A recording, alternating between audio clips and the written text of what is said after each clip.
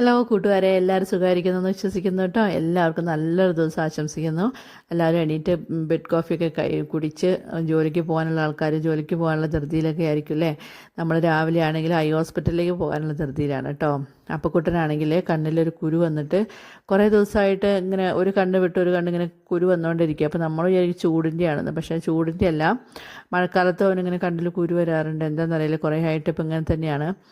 അപ്പോൾ ചൂടിൻ്റെ ആയിരിക്കുന്ന വെച്ചാൽ കുറേ തണുപ്പുള്ള സംഭവങ്ങളൊക്കെ കഴിക്കാൻ കൊടുത്തു, കുറേ കണ്ണിൽ പുരട്ടിയൊക്കെ നോക്കി. പക്ഷേങ്കിൽ ഇപ്പോൾ 2 ദിവസമായിട്ട് നല്ലതുപോലെ വീങ്ങിയിട്ട് നല്ല റെഡ് കളറായിട്ടുണ്ട്. അങ്ങനെയാണെങ്കിൽ പറയാനും പറ്റില്ലല്ലോ, നല്ലതുപോലെ വേദനയുണ്ടാവും. രാത്രിയിലൊക്കെ ഇടയ്ക്ക് കരച്ചിലൊക്കെ ഉണ്ട്. അപ്പോൾ നമ്മളൊന്ന് ഐ ഹോസ്പിറ്റലിൽ കൊണ്ടുപോയി കാണിക്കാൻ ഓർത്തിട്ട്, അപ്പോൾ പോകുന്ന വഴിക്കുള്ള സീനറീസും വീടുകളും നമ്മളെ നാടൊക്കെ നിങ്ങളെയും കൂടെ ഒന്ന് കാണിച്ചു തരാമെന്ന് ഓർത്തു കേട്ടോ.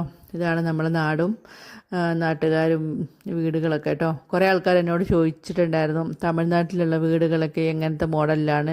സാധാരണ എല്ലായിടത്തുള്ള പോലെ തന്നെയാണ് നമ്മളവിടുത്തെ വീടുകൾ കേട്ടോ. ചെറിയ ഓടിട്ട വീടുകളുണ്ട്, ഷീറ്റിട്ട വീടുകളുണ്ട്, കോൺക്രീറ്റ് വീടുകളുണ്ട്. അതുപോലെ തന്നെ എല്ലായിടത്തുള്ള പോലെ തന്നെയാണ് നമ്മളവിടെയും. പക്ഷെ നമ്മളവിടെ നീലഗിരി ആയതുകൊണ്ട് അതിൻ്റെതായ ഒരു ഭംഗി എന്ന് പറഞ്ഞാൽ പച്ചപ്പൊക്കെ ആയിട്ട്, ടൗണിലൊക്കെ ആണെങ്കിൽ പിന്നെ ഫുള്ളും വണ്ടികളും സൗണ്ടും അതൊക്കെയല്ലേ. നമ്മളവിടെ വന്നിട്ട് പാടമുണ്ട്, വയലിൽ കുറേ കൃഷികളൊക്കെ ഉണ്ട് കേട്ടോ. പാവൽ, പയർ, വഴുതനങ്ങ, അതുപോലെ കുറേ കൃഷികളൊക്കെ നട്ടു വെച്ചിട്ടുണ്ട്. അപ്പോൾ അതിലൊക്കെ പണികളൊക്കെ ആയിട്ട് ഓരോ ആൾക്കാരിങ്ങനെ ഉണ്ട്. അപ്പോൾ നമ്മളെ വീട്ടിൽ നിന്ന് കുറച്ച് ദൂരം, ഒരു 10 മിനിറ്റ് ദൂരമേ ഉള്ളൂ കേട്ടോ. ഈ സ്ഥലം എന്ന് പറയുന്നത് പുത്തൂർ വയലാണിത്. അപ്പോൾ പോകുന്ന വഴിക്കുള്ള സീനറീസൊക്കെയാണിത്.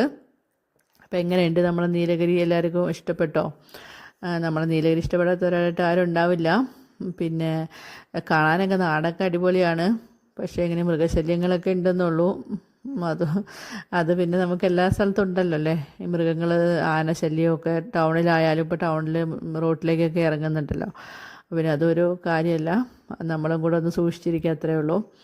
അപ്പോൾ നമ്മളിത് അപ്പുക്കുട്ടനാണെങ്കിൽ ബുള്ളറ്റിൽ പോകാൻ ഭയങ്കര ഇഷ്ടമാട്ടോ. എപ്പോഴും കാറിലൊക്കെ അല്ലേ പോലെ. അപ്പോൾ അവന് പോയി മടുത്തു അതിൽ. അവന് ബുള്ളറ്റിൽ പോകാൻ വേണ്ടി ചില ദിവസമൊക്കെ അങ്ങനെ കരയും. അപ്പോൾ പിന്നെ ചേട്ടായി ഒരു 5 മിനിറ്റ് ഇങ്ങനെ പോയിട്ട് കൊണ്ടുവരും കേട്ടോ.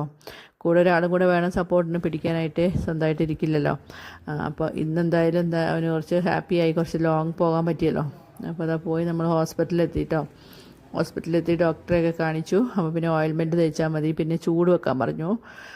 ഒരു 5 മിനിറ്റ് വിട്ട് രാവിലെയും വൈകുന്നേരം കുറച്ച് നേരം അങ്ങനെ കണ്ടിന്യൂ ആയിട്ട്, ഒരു ½ hour കണ്ടിന്യൂ ആയിട്ട് അങ്ങനെ ചൂട് വെക്കാൻ പറഞ്ഞു.